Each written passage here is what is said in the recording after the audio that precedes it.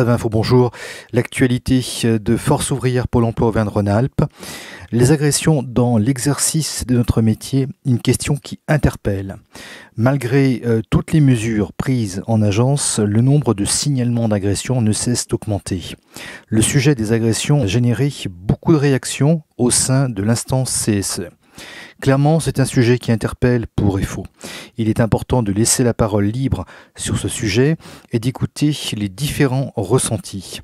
Les agressions sur Pôle emploi, ARA en chiffres, 818 en 2017, 859 en 2018, 1101 en 2019 et déjà 71 entre le 1er janvier et le 26 janvier 2020.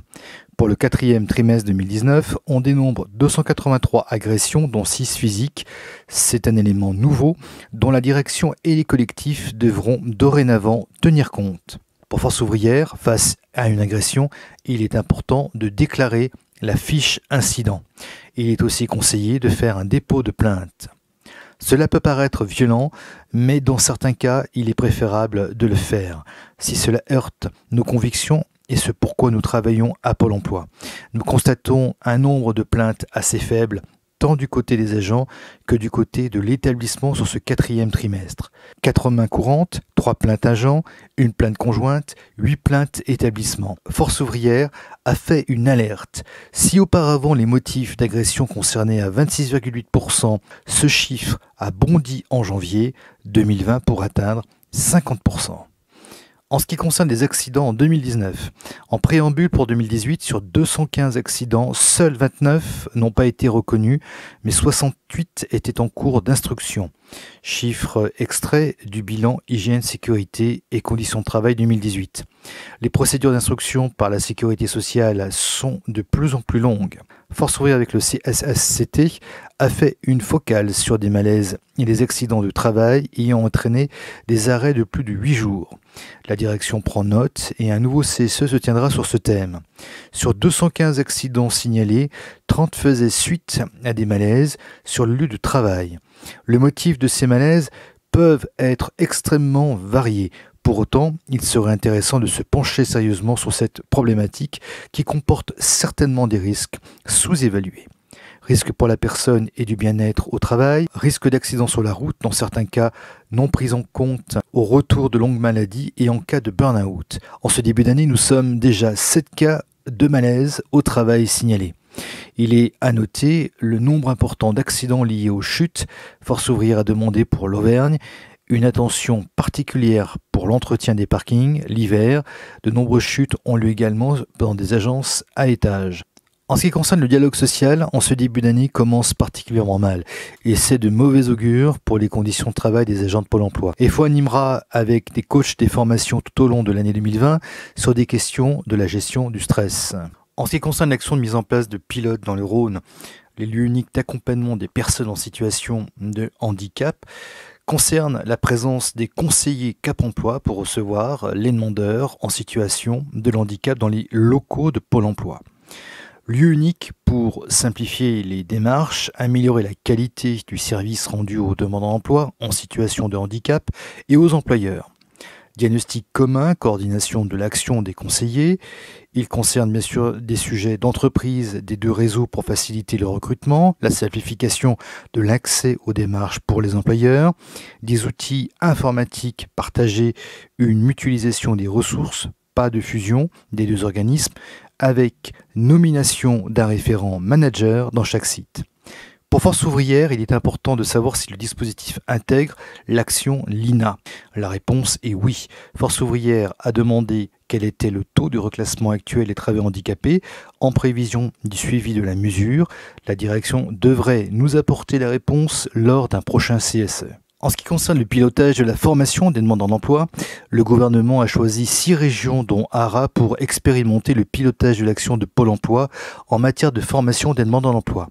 Cette expérimentation exclut le PIC. Il s'agit d'une instance régionale, préfet, directeur régional et partenaires sociaux représentants du CREFOP. Bilan campagne de promotion ou la grande désillusion. Les primes ont augmenté au détriment des coefficients. Dixit la CFDT qui a signé la nouvelle classification. C'est pourquoi Force ouvrière était toujours contre de cette nouvelle classification. Tout le monde l'a constaté, mais que les signataires s'en émeuvent, c'est pour le moins étrange. Le 0,8% de la masse salariale, qui était un montant plancher alloué aux promotions avant la nouvelle classification, est devenu un plafond. Les ELD sont censés expliquer en réunion les modes d'attribution des promotions. Malheureusement, celles-ci n'ont pas été toutes présentées. Lors d'une demande de recours, la problématique pour obtenir le courrier de nos promotions existe encore et toujours.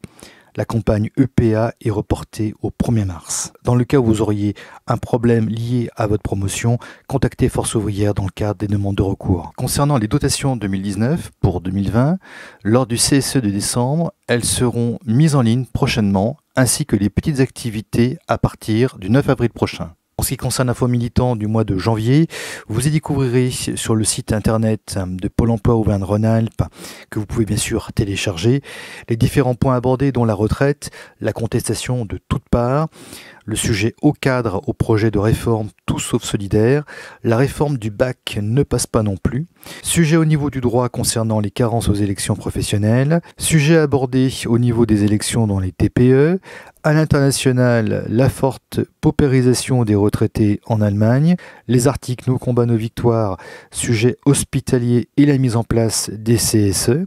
Point consommation, la tarification progressive de l'énergie. Un petit rappel de l'histoire, il y a 100 ans, le traité de Versailles. Et un portrait concernant Christophe, un justicier chez Amazon. Le dernier Info Militant du 12 février, vous y découvrirez par rapport à l'actu la retraite, la mobilisation continue, le dossier finances publiques, les droits concernant la grève et la rémunération. Au niveau des dossiers, les prud'hommes dans la tourmente des réformes. À l'international, en Belgique aussi, la sécurité sociale est en danger. Nos combats, nos victoires. Grenoble, force ouvrière au cœur du combat pour la défense des cliniques mutualistes. Enseigne CA, fermeture de 30 autres magasins. Nove annonce la fermeture de 2 usines, 129 postes supprimés. Consommation, vente de gaz naturel, cuite de la fin des tarifs réglementés. Repère des chiffres utiles au quotidien. L'histoire, les années folles. Le portrait.